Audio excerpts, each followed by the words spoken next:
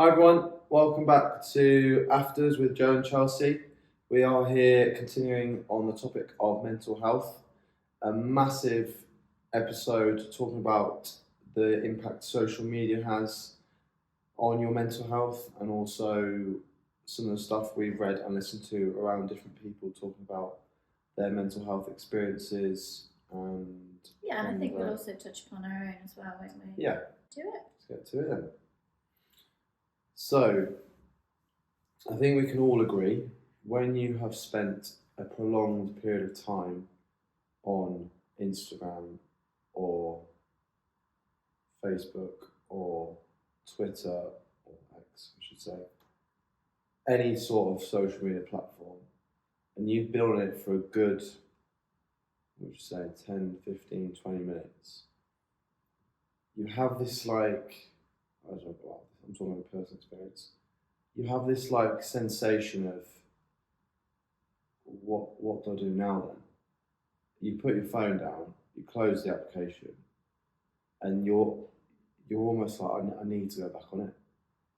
That's where the action is. That's where I'm going to get my feeling of happiness or content because that's where I'm going to be getting a like. That's where I'm going to see something I want to see.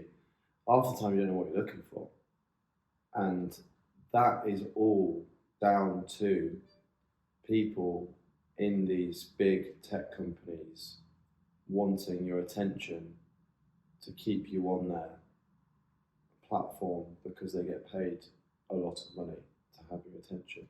Yeah, well, let's talk about mental health for a second. You know, from a female perspective, and having struggled with mental health myself for a very long time, the ability to compare yourself to millions of people and body shapes and fashion sense and lifestyle and holidays, and there's just a huge amount for you to compare yourself to in such a small space. And click of a button. And it is continual. And what that does to me, for example, is just make me feel shit. I think I'm quite self-aware anyway, and I don't spend a lot of time on social media. However, when I do spend time on social media, and now my business being predominantly on Instagram, even from a working perspective, I can get myself into such a state comparing myself to other small businesses. Yeah. What are they doing? How many followers have they got? Well, their reels look really good. What are they posting? Look at their stories. Look at the filter they've used on that. How have they got the word to look like that? That looks really professional. You could spend your entire day just sat there looking at other people's pages and comparing yourself, and it does nothing but make you feel not good enough. Yeah. And I think for me particularly, because I struggle with self-confidence and feeling enough and feeling like what I do is a good enough job for who I don't know who. The role of social media in that can be really detrimental. And I am on it more now, but I've only ever really used it for business purposes. But for those people that have used it personally before, especially at uni, but for those people that still have social media as a huge part of their life, I would love to know how they manage that comparison and feeling like they could be doing more and they could look better and they could have something better, and how they manage that with being content with what they do have and how they do look. Yeah, massively. I think as we've gone on this self-growth journey, we've learned the limits of our social media. I go through peaks and troughs of being on it more. I feel like I've been on it more coming out here to Dubai, as there's a lot more WhatsApp groups and things like that. We've obviously started our Afters Instagram page. You want to kind of start growing that, so you've got to be a bit more active on there as well. Obviously, I don't have my own Instagram, I don't have my own Facebook. I have X, formerly known as Twitter, to keep up to date with sport, really. But you can very quickly be sucked into the comparison, and for anyone out there who is getting those feelings of lowness or unworthiness or depression when they're on the social media, that is normal. That is what is unfortunately a byproduct of these social media platforms. Yeah. And it's being able to distinguish that if you just remove yourself for a certain amount of time, almost reset yourself with, no, I am enough. I do have enough self-esteem to do what I need to do, to look a certain way, to do this job. You can then start to learn and use strategies of, okay, I'm only going to be on this. I can still use social media. It's not time away from it's it. not going away. It's not going away anytime soon. But it's being able to realise, okay, well, when I go on those pages of looking at the holidays, I always see these amazing videos of people, how they've got the videography in a certain way, and he's always driving these amazing cars. That isn't real life. He's still got to go and get a plane. He's still got to queue up in the pouring rain. He's still got to pick up his bag that wasn't dropped off on time. He's still got to get a rubbish meal, check-in. Like, there's so many things you don't see. Yeah. These social media platforms are a glimpse, a snippet of people's lives. I also think as well, if you saw your own Instagram page and you didn't realise like it wasn't associated with you would probably also be comparing yourself and be a little bit jealous of that person, because it is just a snapshot of all your best moments. And that's where some of the other mental health problems come in, isn't it? You look at back through previous pictures or moments of your life, and you start to get jealous of that past self, because you're like, well, I was happy then, or look at how I looked then, or look at the friends I had, or look what I was doing at that time of life. So wherever you look, if you're on there too long, it's detrimental. There's not enough statistics out there yet for what damage it's doing to you from a physiological point of view, but from a mental point of view, you just need to speak to people and get them to talk about experience to show that there is such a rise in mental health problems from the use of social media, to the excessive use of social media, I should say. Yeah. So we first learned about this, didn't we, with a guy called Johan Hari, who I don't know what his role is, I don't know what his job title is, but he's an author, and he's done a couple of investigatory research theories and books and studies. But he's got a book called Stolen Focus, which I'd highly recommend people at home to read if you have the time. And he talks about the workers, and he's lucky enough to know some people who've worked at Google and Googleplex, which is the part of the company that is to do with the psychological sector of getting people's attention. And he spoke to someone called Raza Askin, who is the person who's invented the infinite scroll. So you know, when you are on a device and you, instead of going to the next page, you can just keep scrolling and scrolling. Yeah, and it also on, like, for example, clothes websites as well. Yeah. So instead of scrolling to the bottom and you have to click next, it just automatically loads the next. So yeah, page view. he is the person that's invented that, and Johan Hari interviews him in his book, and his job was to, he basically got given the job of how do I get 50% of more people's attention through technology. So he came up with this idea of, well, if it's easy enough to just keep scrolling, then people are going to stay on the screen. Now, he then started to see this take off, and then he started to see it getting more and more popular, and everyone kept using it. And he started to feel this huge feeling of regret. And he, from his words, he's like, I feel dirty because of what it's doing to the world. He was seeing young people scrolling, people on their screens just scrolling. And he started to think, well, there's got to be some statistics there then, so what have I actually just done? So he started to crunch some numbers. Let me try and get this right.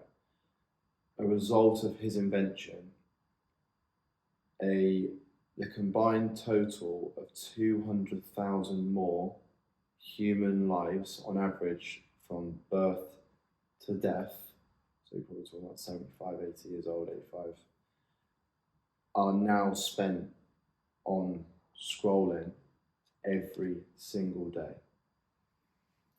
Wow. Because of his invention. So if you then match that up to mental health, think how many more people's mental health is being negatively affected because of one invention. Scary. That's really scary. To not to kind of put him in a more positive light, he's actually tried to do things that have gone to counteract that. So he's tried to invent things where you meet up with people, or you have technology where it shows you where your friends are.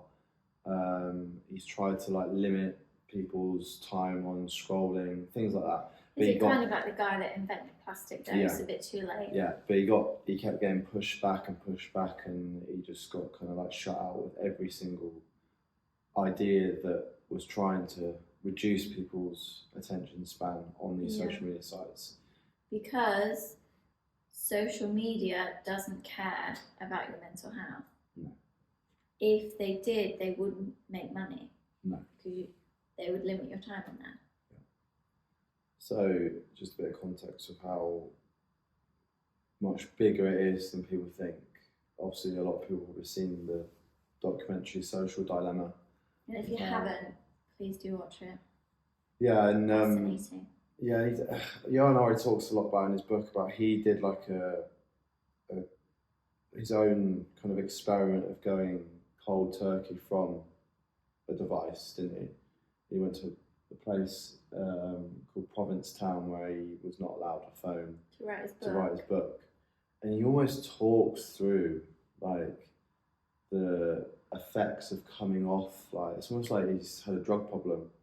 Like all these side effects and symptoms of an addiction, the sweats, the mind like playing tricks on itself to try and get you to go and back and just go to a shop and buy a £5 pay-as-you-go phone just to see if your friend's all right, or like just all these mental challenges just by removing yourself from technology. Now, you then link that up with mental health. If you are not getting the likes, you're not getting the connections, you're not finding the thing you want to find with the use of technology and social media, that is going to have a massive detrimental effect on your health. The feelings of anxiety, the feelings of like not feeling good enough, which then goes down the path of the suicidal thoughts, the lowness, the depression, all because of something that's on a screen. It's just and I think that kind of leads into the whole lost connections thing. There's such a lack of genuine relationships and connections with people today. Again, because everything is online, everything is through social media or Facebook friends. That we are creating a very lonely world. Yeah. And you know, a huge thing. Another great book is from Johann Hari's Lost Connections. And I think anybody suffering from, you know, even mild depression should really read this book because it is a real eye opener. And he has written this book after being on antidepressants for 15 years of his life and suffering, you know, from depression himself. But, and I think this is also through social media as well, to be honest. We kind of live in a world now where we are told that you doing you and only you can achieve this, and no one's going to do this for you except you. All of the emphasis is on you as the individual, which is so backwards to how we are hardwired. We are hardwired to be social creatures. Back in the day, we were in tribes. Everything was done collectively. You know, we needed people around us to survive. We needed the hunters, we needed the farmers, we needed the women to you know, stay and cook, we needed the women to birth children. And now, you know, even going back to that sleep thing, like we needed both night owls and morning larks to survive because we needed some to be asleep while some was still awake. So everything in our biology goes back to being part of something and having support.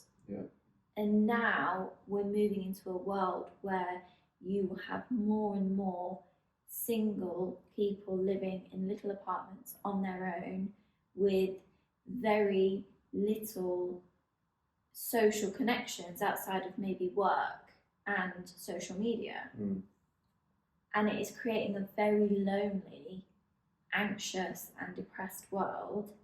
And the more and more we let it go that way, the more people think that it's fine, I'm better on my own. You know, nobody's gonna look after me like me. Nobody's gonna, you know, give me the opportunity like I am. And it's creating a very isolated place where people who are already feeling isolated are feeling even more isolated because they think, well, the only person that's going to get around this depression is me. But I can't even get out of bed, so there's no hope for me.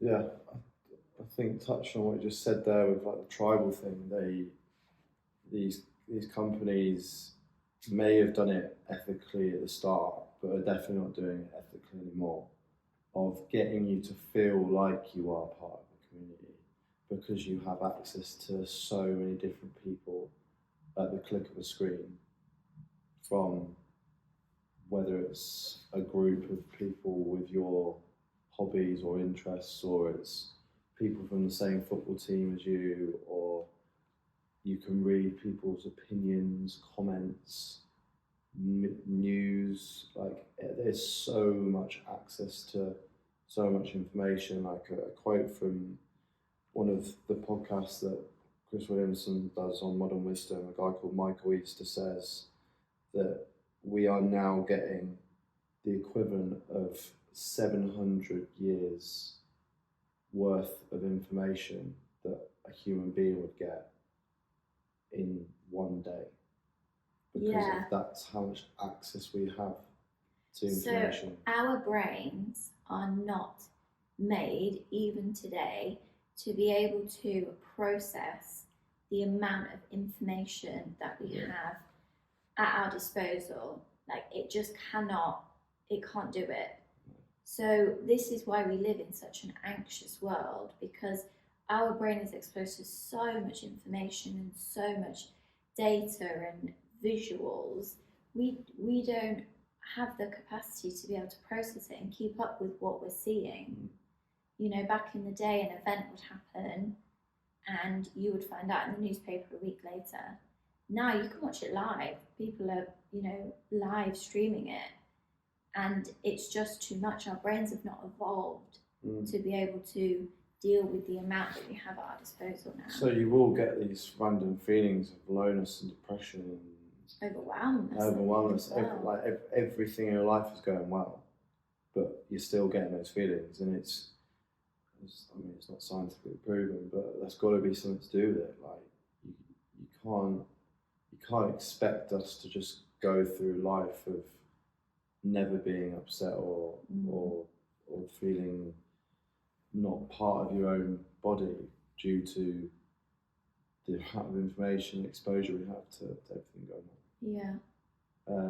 Which leads quite nicely on to another one of our favourite books around mental health, which is Mo Gaudet. Just quickly, I feel like in relation to those books as well, one of the things that he talks about is being able to, in terms of maybe improving how you feel mentally, instead of liking your friends' pictures or commenting like, oh, great pic or looks wonderful or whatever, actually speaking to those friends and organising, even if it's once a month, a meet-up outside of social media.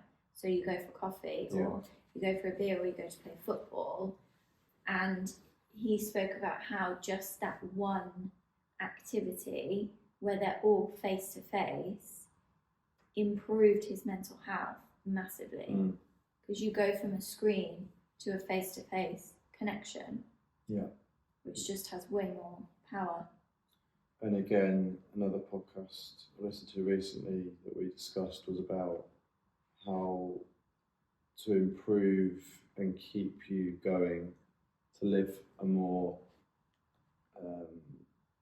rich or enriching life, to show longevity, is by having solid connections with people and relationships.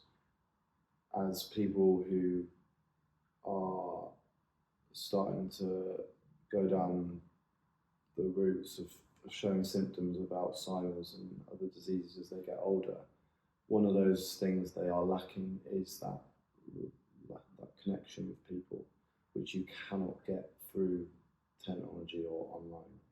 It has to be face to face.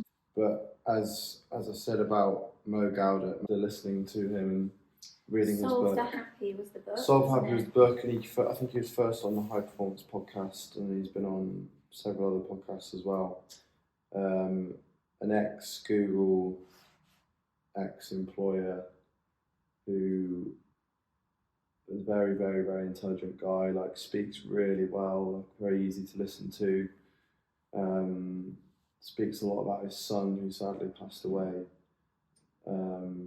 But his kind of journey on that and his journey to find happiness, which is a massive... Yeah, it more followed the death of his son, didn't it? This whole journey that he's been on and trying to get the word out about happiness. Yeah, and the link that does have to your mental health. And he came up with the equation of happiness equals the event minus your expectations of the event. So, do you want to elaborate on that a little bit? If you were to organise, everyone's been there, you've organised a New Year's Eve party or a night out, you're absolutely buzzing, the expectation is through the roof, you're going to have an amazing time, you've got a new outfit, you've done your hair, you've talked about it for months on end, and then the event comes and it just doesn't live up to what you want it to be. The night not even be that bad. Like, yeah, it's a great night. It might be a good night, yeah. But because you've hyped up, your expectation of the event is so much higher than just you enjoying the event. Your happiness is not there. So he then also talks about you can't do it the way. You can't set your expectations too low. You can't go, oh, we've got a New Year's Eve party planned, but it's probably going to be rubbish. Probably be rubbish. There's no point going. Like, something bad's going to happen. Because then you start turning into a cynic and someone who shows cynicism all the time. So you can't go too much of the way, but I think what he's trying to say is just enjoy the moment. Just enjoy, just expect that it might be a great night, or it might for whatever reason, not be okay with the event itself. Just being at the event. Being at the event, just enjoying the memory of being in the moment and being present in the event. With happiness, though, something I've learned over the last couple of years is I always thought I was trying to find it and trying to do something to make me happy. Whereas, I think that's very common today, isn't it? Chasing happiness. Yeah, the state of happiness is your default setting. So no one ever in the history of human life has been happy the whole time. Because as a human race, we have to go through struggle. We have to go through these different emotions of sadness and panic and anger and whatever, because it's our human nature, and we can't grow as people. We can't experience different things without it.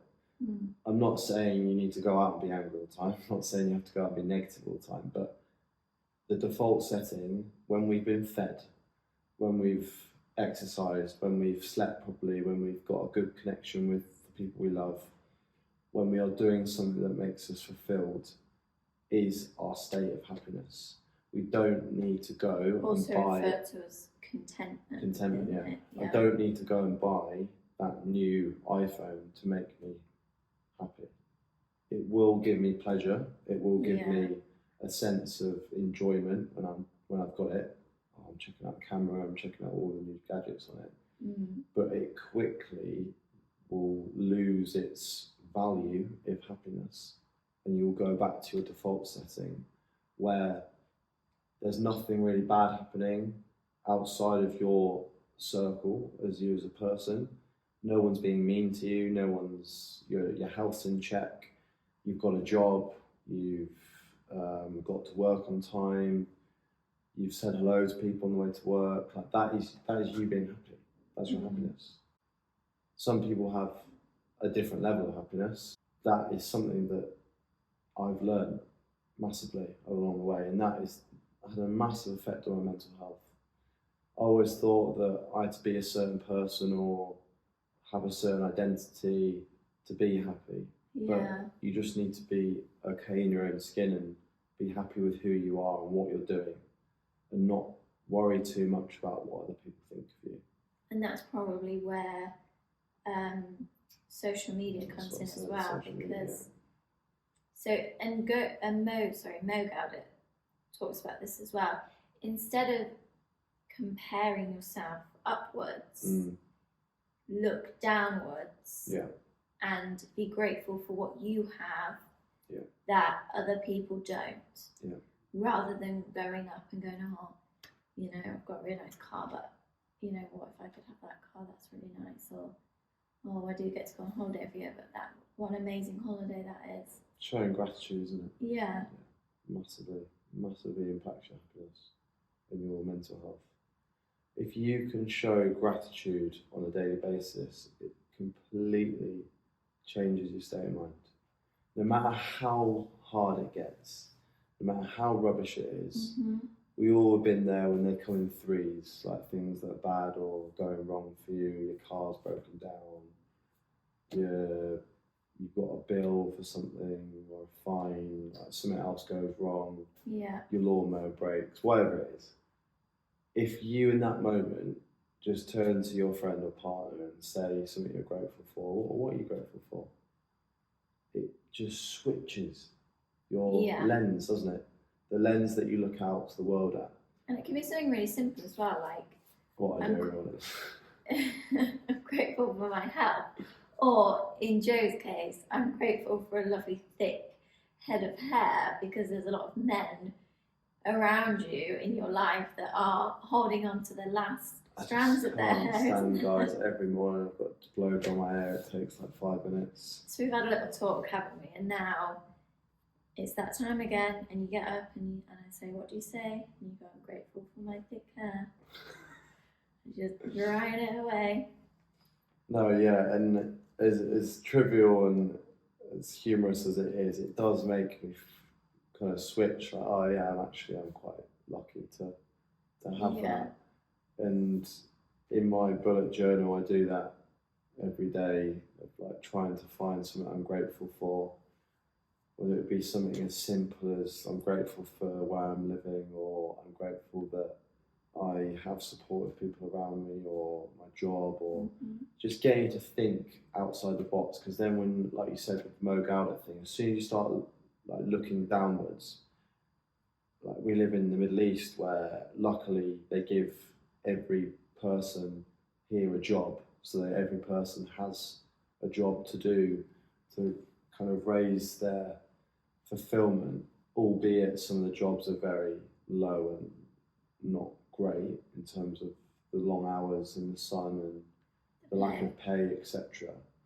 But you just showing kindness and gratitude towards those people who are doing those jobs, filling up your car at the garage or cleaning or whatever, it completely changes your mental health state. Like your state of mental health completely changes. Yeah. And it's easier said than done. Like we're always sometimes being in a state where you can't kind of shake that lowness, or it's only going to get worse. Like where's the positivity coming from? But then I think in that moment you're allowed to feel that and let yourself feel it, and then find a solution. Or look for the positives. Yeah. Because you feel those feelings for a reason, and they're not very nice to sit with, but it is really important that you do sit with that sadness or your grief or your annoyance, and you allow yourself to understand, you know, if there is a reason why you're feeling it, why, and what you can do to, you know, change that. But not hiding from those emotions is not good for your mental health. Yeah. Just finally, on Mo Gauda, he talks about pain versus suffering and fun versus happiness. So fun versus happiness being what we touched on earlier, with happiness being the default setting, but you can also do things that are fun in your life to enjoy life. Mm-hmm. For example? Going on the jet skis. Okay. Yes, Morgs. Was I enjoying that? Towards the end, maybe. But me going and buying a jet ski and going out every weekend is not going to make me happy. Okay, yeah. So I mean? So you hire jet skis and you go and enjoy it with your friends for fun, but then going, I'm going to buy a jet ski because I can go every weekend and I'll be happy. It's not the right way to look at it. Okay, yeah, that makes sense. And then pain versus suffering, from a mental point of view. Pain at times is needed to grow and to get past something, to identify somewhere in your life that something needs to change. Whereas suffering is when that's the red flag that goes up. So, for example, you just said it a minute ago, with you might feel sad about the loss of, I don't know, a job opportunity, and you might stick with that for a day or two, but then you should start to come out of that and see and reflect and see other opportunities and see that there is other possibilities of moving forward. When it turns into suffering is when that starts to develop into a self-esteem issue. I'm not good enough. I'm not good enough. I'm never going to have a job. I don't go and see my friends because I'm a low life. I'm not worthy of anyone. That is not good. That's when you need to either seek help or talk to people or communicate. Those two things that distinguish between pain and suffering and fun and happiness is the kind of pinnacle of mental health. Yeah, I really like that actually. Obviously what Mo said, but because you can be having an experience in any situation. Like for example, out here, you know, it's quite common to have a boat party, for example, and you could be having a really fun time, and then think, oh, do you know what? I'm going to get a boat because I feel really great now. So if I had a boat, then I'd be happy. Mm. And maybe like that's where a lot of the blurred lines come in, Yeah. where we're associating fun and enjoyment As the happiness. for Yeah. the situation that we're in Yeah. with a physical thing giving us happiness, Yeah. when it's actually just the situation that we're in and the people we're with, maybe, No, it is, yeah. that is giving us enjoyment. I mean, it's sprinkled across every aspect of life, of whether it be in a sporting, personal, career-based situation where have you ever achieved something and there's like that rush of almost lowness and depression after you've done it, whether it be in sport. Like when I built my dog business. That's what I mean, yeah. Yeah. In sport, the amount of times that I didn't know it didn't happen a lot, but when I've won a final and I've got a medal and I'm like, oh, it's class, and then it's just like, well, is that it? Is that all it is? Why am I feeling bad now? When we got our car, buzzing for it, buzzing to get a new car. I've never had an Audi before. I've driven it once. I'm like, well, it's a car, isn't it? You buy a new pair of trainers, you buy a new piece of tech. It's just everything that you think is going to bring you lots of happiness. A lot of the time it's fun, it's pleasure, but it doesn't bring you happiness. Happiness is the default setting when you are in that moment of. So talking to you about, you know, hating what I'm doing because we've just moved to Qatar and I'm in finance and it's long hours and it's mainly an office full of men and it's, you know, just not enjoyable at all. Yeah. You know, wouldn't it be fun if I could be a dog walker and, you know, work for myself and writing everything down and, you know, I would be so happy if I could do that. And then I get to the end and, you know, it's very successful and very busy. And then in a day, what I would be earning in my very first month of doing it, and the business itself did not bring me happiness. Probably brought me more stress than happiness, to be honest. But it was certain elements. So like being able to take 5 dogs in the car to the park and let them all off and just see them running around. That was fun. That brought me enjoyment. I loved doing that.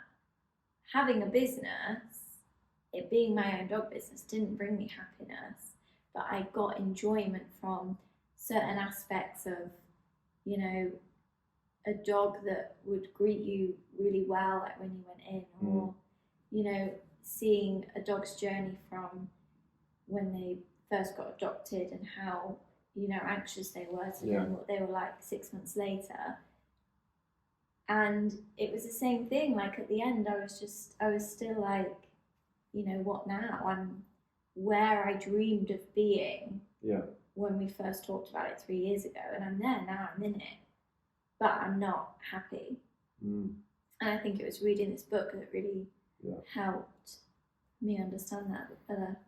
Yeah, it does. And the happiness link to mental health is massive, and it's definitely opened our eyes up to what is true happiness and what makes you happy. It always gets thrown around, doesn't it? What do something that makes you happy? Well,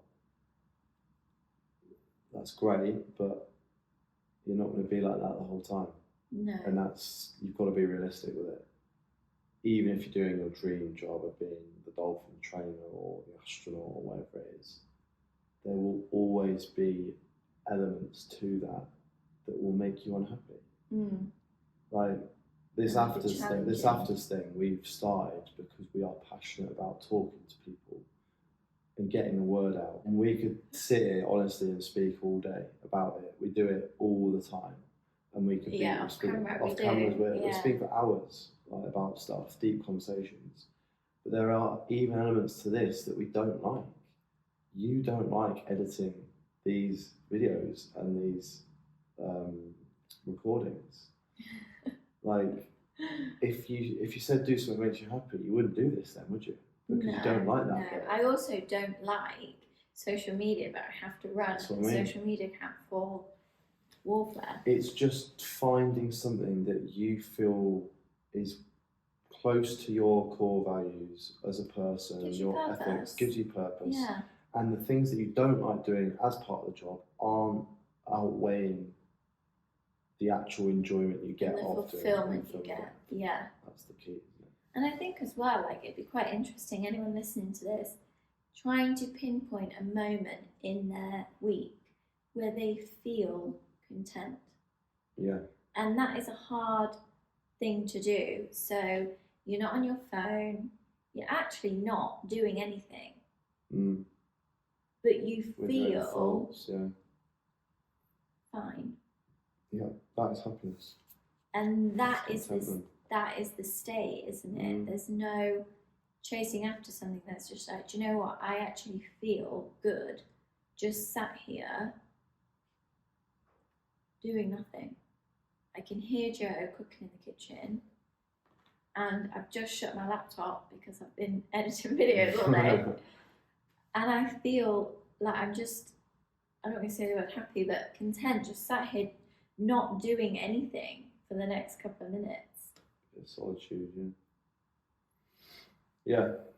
Write in the comments, guys, or reach out to us. What's your state of contentment? What do you find yourself doing when you're like, oh, do you know what, I feel fine right now? Yeah. I hope you found this useful. As we keep saying, we will share the information of where you can go and listen and speak to these people that are saying it in a probably much better way than we do, as we kind of butcher their scientific terms and quotes, etc. But we will link all the books on our Instagram, because there's some really good books to read. And if it can just or have podcasts, and if it can have just even the slightest effect it's had on you that it has had on us, then we've done our job. Yeah. So next episode we'll be finishing off mental health. And I think just a disclaimer as well, like, if you are suffering from depression, please do seek professional help or speak to someone who you feel you can trust, because there really is strength in talking and communicating and, getting help. Yeah, definitely echo that as well. You are not alone, and you do not have to fight this on your own. No. The final one on mental health, we will be looking at what you can do to kind of help support your own mental health from a health, nutrition, connection point of view. Going to touch on what's worked for us. Yeah. That you can help. I'm going to cover a concept that I've kind of stolen but changed myself, called the pillars. Life pillars. Pillars of life. I feel like you can trademark that. And then obviously getting to that time of year when people start to get a little bit low for the January blues and what you can do around that time.